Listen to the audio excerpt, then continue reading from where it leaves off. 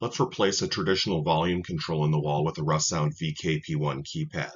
In this case, we'll be using the 16.4 that comes from the rack in order to power it up, and we'll connect the speakers. So again, we have our V-KP-1, and inside the box, here's a 16.4. This one would have been coming from the amplifier when there was a volume control here. And one going to the speakers. I've already trimmed these and tied them off. In the case of the power supply, you can see that I just used two conductors, red and black, and the white and green will remain unused. Now we're going to add the Phoenix terminals to each of these wires.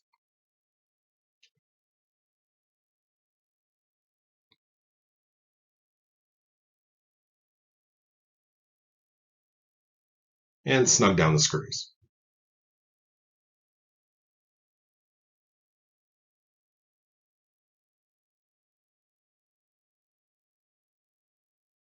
Okay, power's done. Let's do the speakers. Again, we're going to make sure that there's no stray conductors, and we're going to insert the wires into the terminal block. Again, labeled by speaker and speaker polarity. We'll start with the right positive and snug it down.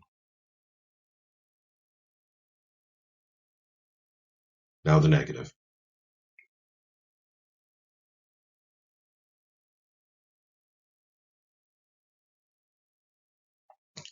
Let's move on to the left speaker. Left negative, that's the green.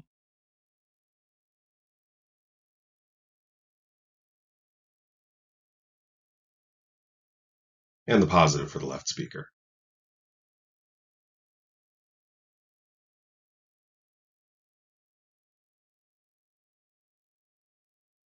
Let's plug them into the V-KP-1. First the speakers. There's the power. And into the wall it goes.